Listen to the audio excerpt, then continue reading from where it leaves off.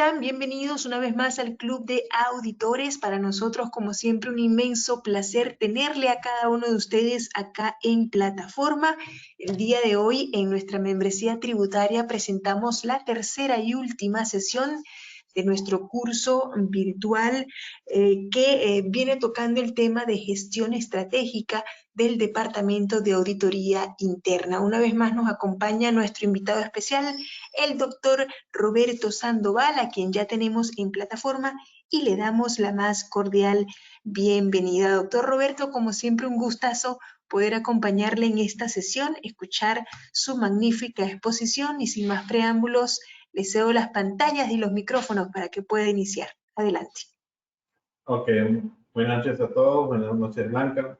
Como siempre es un gusto estar en la plataforma del Club de Auditores y poder compartir temas relacionados a esta función tan especial, tan estratégica que tiene una organización que es la auditoría interna.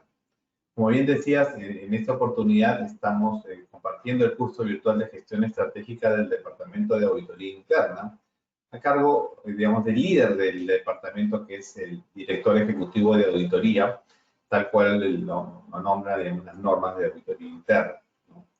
En estas sesiones, lo que estamos viendo es desde definir, digamos, cuál es el objetivo que debe buscar esta gestión estratégica, para lo cual en la primera sesión hemos hecho un repaso breve, pero no por ello, digamos, muy somero, de las principales definiciones.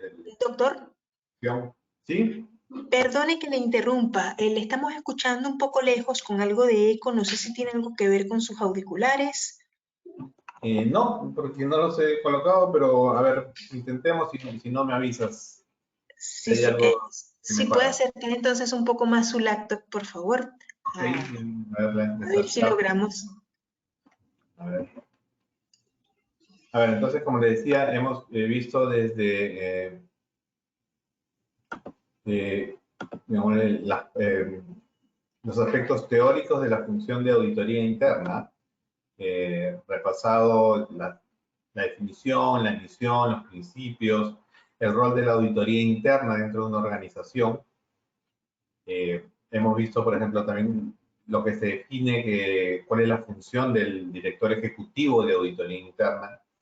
El día de ayer hemos visto lo que se debe considerar en caso uno asuma un rol, digamos, de liderazgo en el departamento de auditoría como DEA, las diferencias que pueden existir cuando, digamos, no existe antecedentes o es la primera vez que se va a implementar el departamento, las diferencias que existen cuando ya el departamento tiene algún tiempo de vida, que hay que considerar, la importancia de conocer a la organización, de conocer a nuestros clientes internos, del acercamiento que debemos tener con la alta dirección, con el consejo de administración o el directorio, el tipo de relación que tenemos que tener con nuestros clientes de auditoría, o, bueno, lo que llamamos los auditados, ¿no? Con nosotros grupos de interés que pueden existir, la importancia de contar con un equipo de trabajo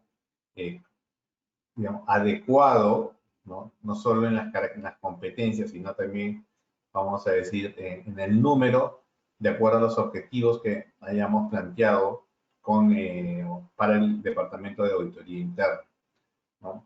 Y hemos visto, por ejemplo, también todo lo que se refiere a equilibrar labores de aseguramiento con labores de consultoría o asesoría, ¿no? Y finalmente el establecer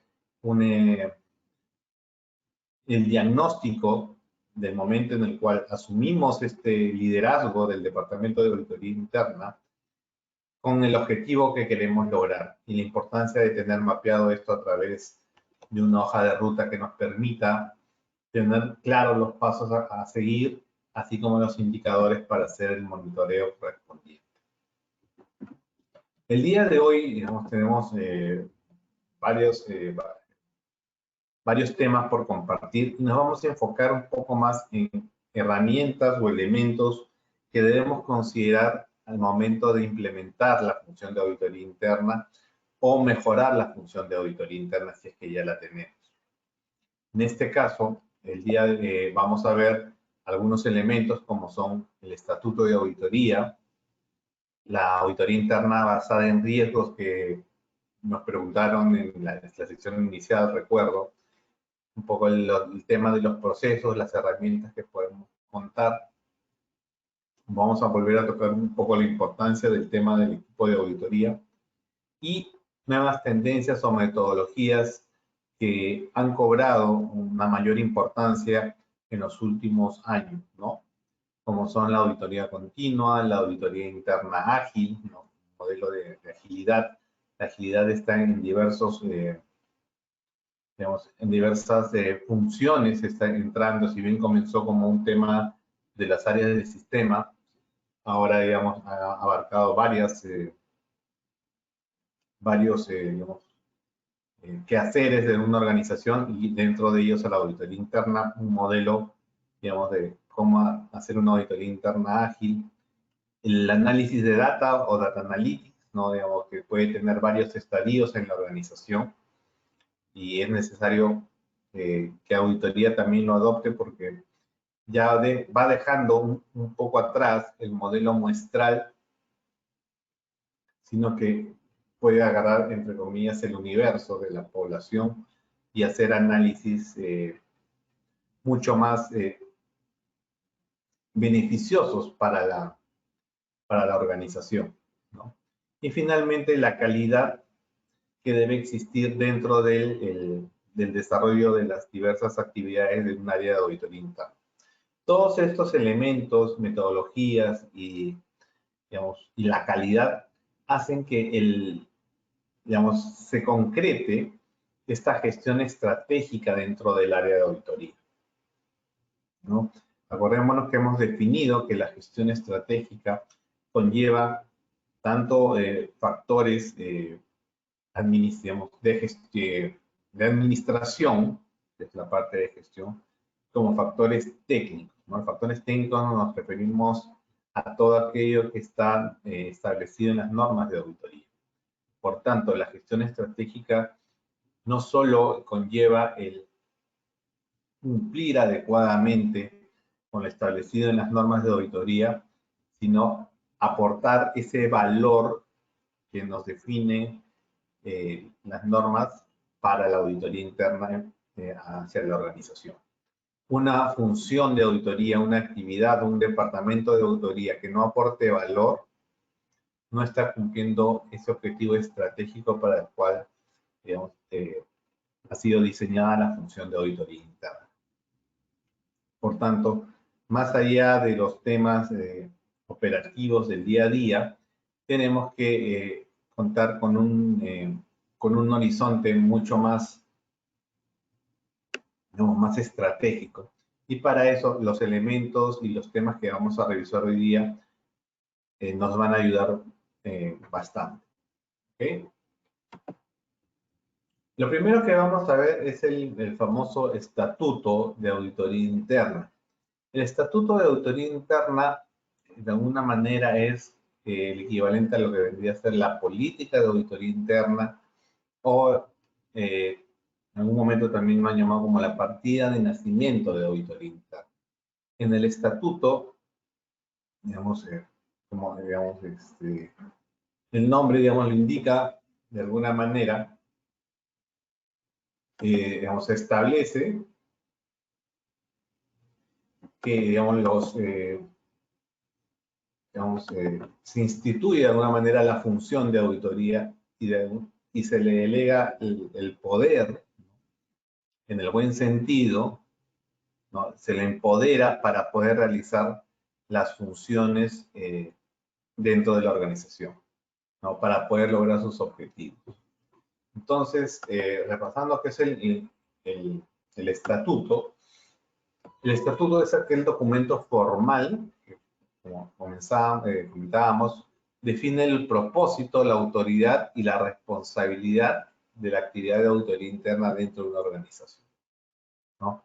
Si bien esta puede estar de manera, digamos, tácita al momento de la creación de o de la implementación de una área de auditoría interna, necesitamos este documento formal que sea aprobado por las instancias correspondientes, la Gerencia General, el Consejo de Administración, ¿no? Nos va a ayudar a establecer la posición dentro de la, digamos, de la función de auditoría interna dentro de la organización y su relación con la gerencia y con el directorio. Recordemos que dentro de la definición de auditoría hablábamos de la independencia y que esta independencia se plasmaba del reporte funcional que tiene auditoría interna al directorio. Entonces, en este documento queda establecido esa dependencia funcional y la dependencia administrativa con la gerencia general, de tal manera de evitar errores, confusiones dentro de la organización, ya que muchas veces no queda estos reportes dobles, estos reportes de alguna manera matriciales que pueden existir, no son claros muchas veces para la organización, ¿no? También permite, digamos, y vamos a decir, pone en blanco y negro la autorización que tiene o el empoderamiento que tiene auditoría interna para acceder a todos los recursos que sean necesarios para su desempeño, ¿no? Para el desempeño de sus funciones, ya sea registros, ya sea personal, ya sea instalaciones, bienes relevantes, etc. De tal manera respalda la función del auditor para que nadie le pueda decir, ¿sabes qué? No, acá tú no puedes acceder, tú no puedes conversar con tales personas, tú no puedes revisar tal información, ¿no? Esa formalidad que es muchas veces necesaria se logra a través del Estatuto de Auditoría Interna. A veces sucede que una vez haciendo las funciones se va a encontrar con ciertas, vamos a llamar impedimentos o demoras, pero justamente teniendo este estatuto que sea adecuadamente difundido a toda la organización, nos va a permitir, digamos, desarrollar la labor sin, digamos, con la menor cantidad de, digamos, de obstáculos o de impedimentos que puedan afectar al logro de los objetivos. También lo que va, digamos, para este estatuto nos sirve para definir el alcance de las actividades de auditoría interna. ¿Qué actividades va a desarrollar? Ayer veíamos que auditoría interna puede desarrollar diversas funciones. Algunas, es más, hasta puede asumir ciertas responsabilidades dentro de la organización y a través del estatuto queda autorizado, digamos, queda formalizada ese alcance de actividades y de conocimiento general, ¿no? ¿Cuáles son las características de este documento, de este formato?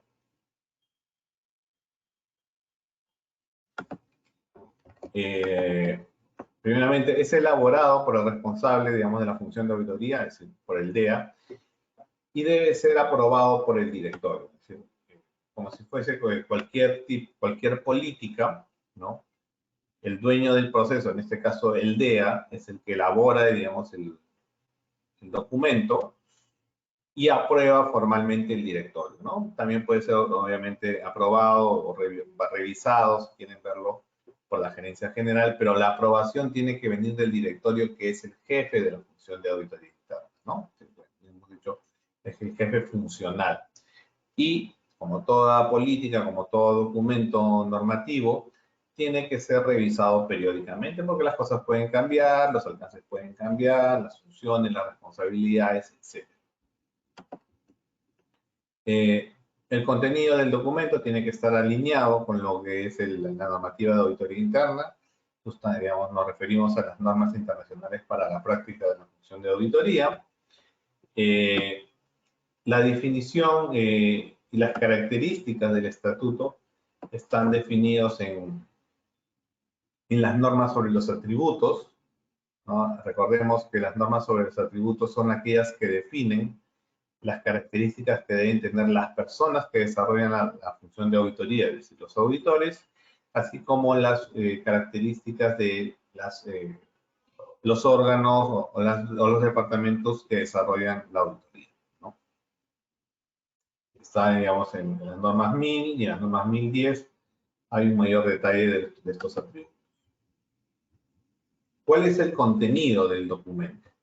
El contenido es, primeramente, va a establecer el propósito y misión de la función de auditoría, ¿no? Adapta la definición de auditoría interna al responsable,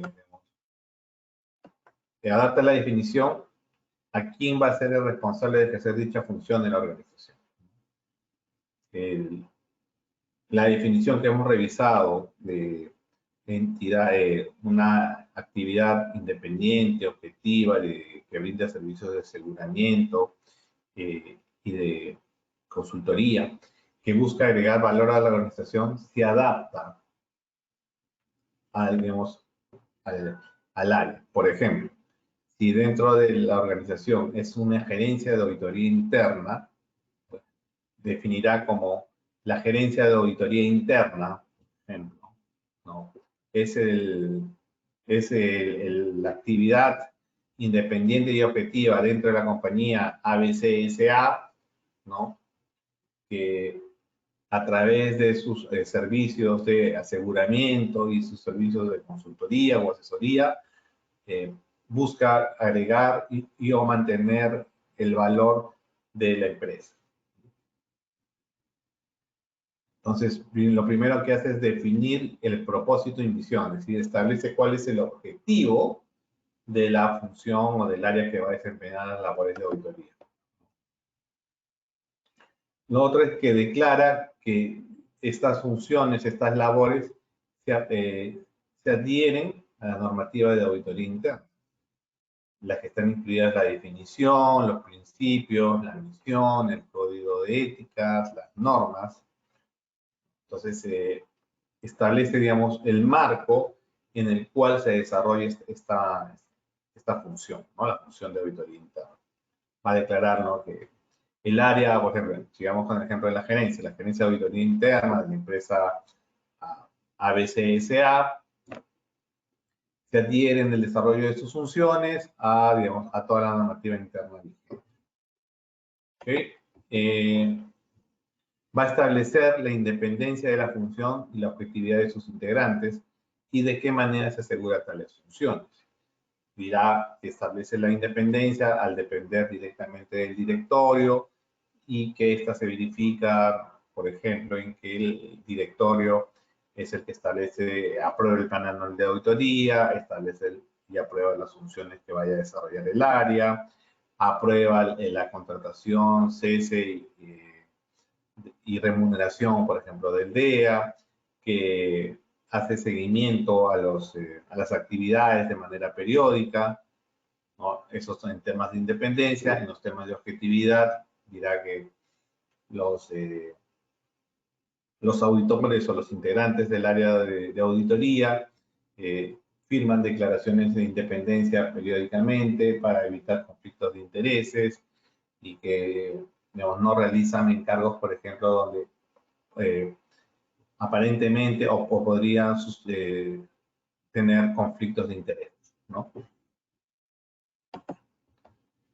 También va a establecer esta autoridad que tiene el área de auditoría al establecer que su reporte funcional, es decir, el que le dice lo que tiene que hacer es el directorio y de manera administrativa la gerencia general, ¿no? Quien le puede aprobar los presupuestos, los gastos, las vacaciones, eventualmente los permisos, las licencias, etc.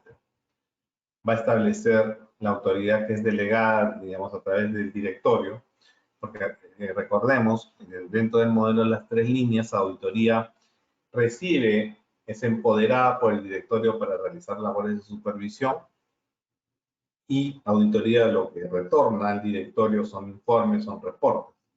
Entonces va a decir, por ejemplo, que el directorio le delega a la función de auditoría el acceso irrestricto, total y irrestricto a todas las funciones, a los registros, a las propiedades y al personal que es pertinente para desarrollar sus funciones, ¿no? obviamente sujeto a la confidencialidad y salvaguarda de los mismos. ¿Por qué subrayamos esta parte de